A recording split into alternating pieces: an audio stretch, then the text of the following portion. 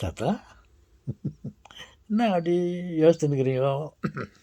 இல்லை, வணக்கம் வணக்கம் வணக்கம் வணக்கம். ஓகே, ஏன் தாத்தா அப்படி யோசிச்சுருக்கிறீங்க? என்ன யோசிச்சுருக்கிறீங்க? இல்லை, நாட்டில் ரொம்ப குழப்பம், சண்டை, பொறாமை.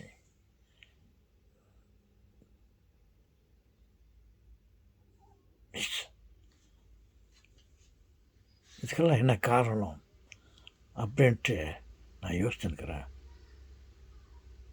தாத்தா ஏதாவது கண்டுபிடிச்சிங்களா? என்ன தாத்தா? இல்லை, இதுக்கெல்லாம் யார் காரணம்? மனிதர்களுக்குள்ளே பங்கீட்டுக்கு மூலியமாக பங்கீட்டுக்காக சண்டை. இங்கே பார்த்தா தண்ணீர் பிரச்சனை, காவேரி பிரச்சனை, அங்கே பார்த்தா சொத்து பிரச்சனை, சண்டை, குடும்பத்துக்குள்ளே சண்டை, அங்கே பார்த்தால் ஆயில் அதுக்காக சண்டை.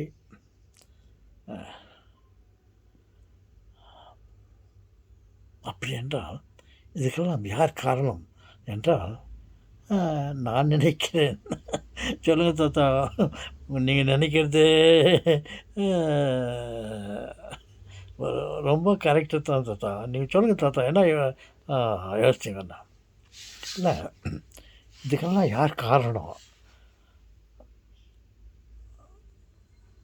அப்படின்னு பார்த்தா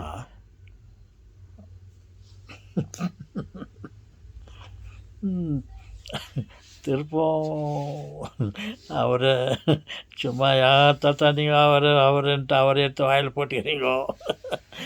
வெறும் வாய் மெல்றதோட ஏதாவது அவள் கொஞ்சம் வாயில் போட்டு மெல்ற மாதிரி கடவுளை பிடிச்சி நிற்கிறீங்களே தாத்தா நீங்கள். இல்லை சொல்லுவாங்க இல்லையா, அப்படி இல்லை. என்னன்னாக்கா அவர் உலகத்தை படித்தார் இல்லையா, எல்லாத்தையும் நம்ம கொடுத்தார் இல்லையா. அதோட மனுஷனுலையும் படித்தார் இல்லையா. மனுஷனுங்க புத்தியெல்லாம் ஒவ்வொரு முகம் எப்படி இருக்கிறதோ அப்படி ஒவ்வொரு மனுஷனுடைய புத்தியும் மனுஷனுக்கு மனுஷன் வேறுபட்டு இருக்கிறது. இன்னொன்று, ஒரே வகையில் வேறுபட்டிருந்தாலும் பரவாயில்ல, ஒருவன் மனது 9 அப்படின்ற மாதிரி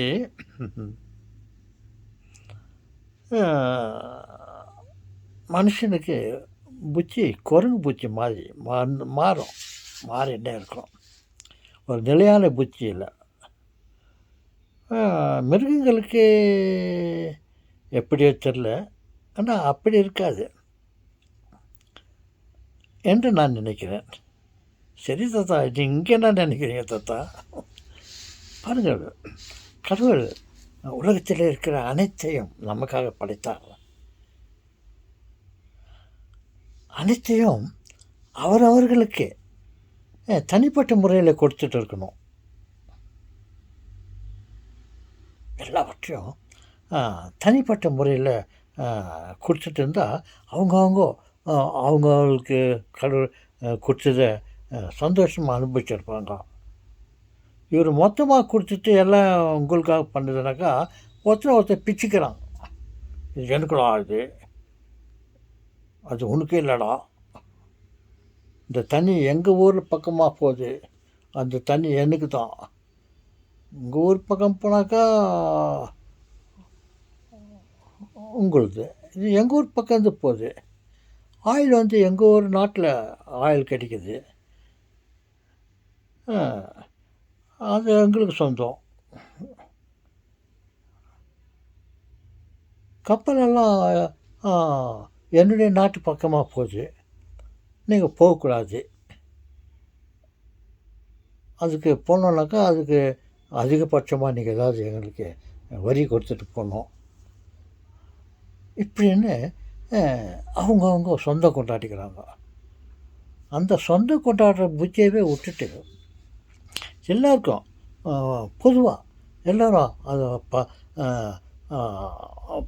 அவங்கவுங்க எடுத்து சாப்பிட்டா மற்றவங்க சும்மா இருக்கணும். எப்படி சில நண்பர்கள் எல்லோரும் சுற்றி அமர்ந்து கொண்டு மதியத்தில் அந்த சாப்பாடை உணவை வைத்துக்கொண்டு எல்லோரும் கூடி குருவிகளைப் போல காக்காய்களைப் போல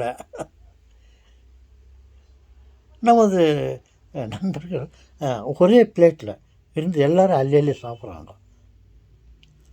அப்போது அவன் சாப்பிட்றானே இவன் சாப்பிட்றான்னு எண்ணம் இல்லை, சந்தோஷமாக எல்லோரும் பகிர்ந்து சாப்பிடுகிறார்கள். அந்த மாதிரி மனதை கொடுத்திருக்க வேண்டும். இல்லை என்றால் அவர்களுக்கு தனித்தனியாக கொடுத்துருக்கணும்.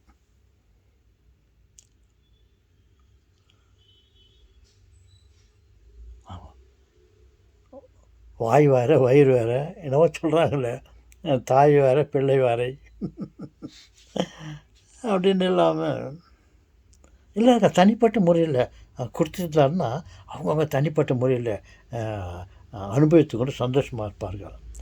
இவர் மொத்தமாக கொடுத்துட்டு ஏன்னா சண்டை போடுறீங்கோ சொல்லி கேட்டாக்கா எப்படி அப்படின்னு யோசனை இருக்கிறேன்.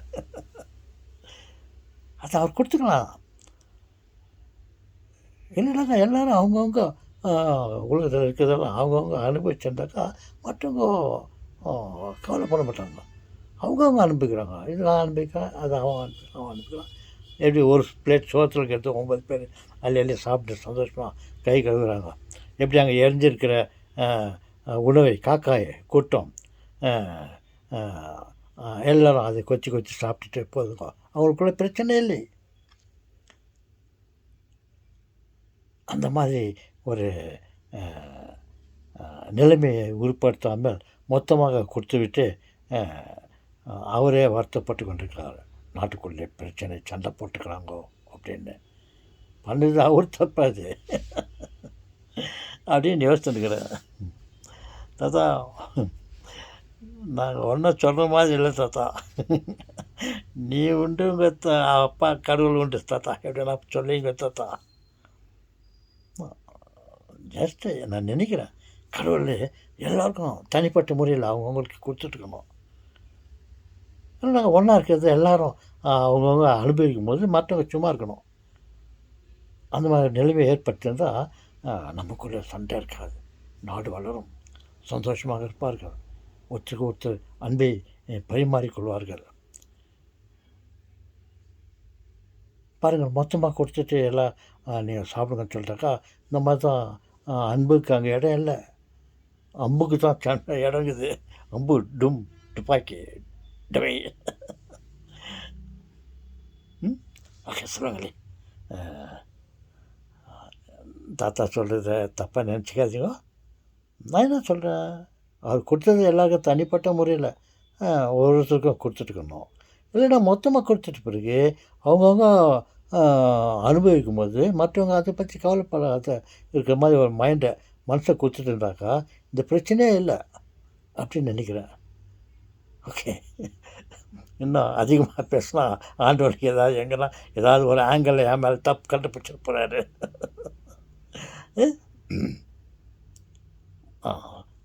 சாரி காட், சாரி காட், நான் ஏதாவது தப்பு சொல்லியிருந்தா மன்னிச்சுக்கோங்க காட். நான் என்ன சொல்கிறேன், நீங்கள் பண்ணது தப்புன்னு சொல்கிறேன். அப்பா தப்பு பண்ணால் அந்த பிள்ளை எடுத்து சொன்னாக்கா அது பிள்ளை மேலே அப்பா கோச்சிக்கிறதுல நியாயங்கதா? பையன் நியாயத்தை தானே சொல்கிறான்ட்டு அவர் எடுத்துக்கணும். நம்ம வீட்டில் அப்பா அவங்களாம் இருக்காங்களே, நம்ம சொன்னாக்கா அவர் கேட்டுக்காங்கல்ல, இல்லைக்கா என்னப்பா நீ இந்த மாதிரி பண்ணுற அது சரியில்லைப்பா, அது ஏன்ப்பா அப்படி பண்ண அப்படின்னு கேட்டாக்கா அவர் பேசாமல் இருக்கிறார் இல்லையா? அந்த மாதிரி காட் கூட பேசாமல் நல்லது, என் மேலே கோச்சிக்கூடாது.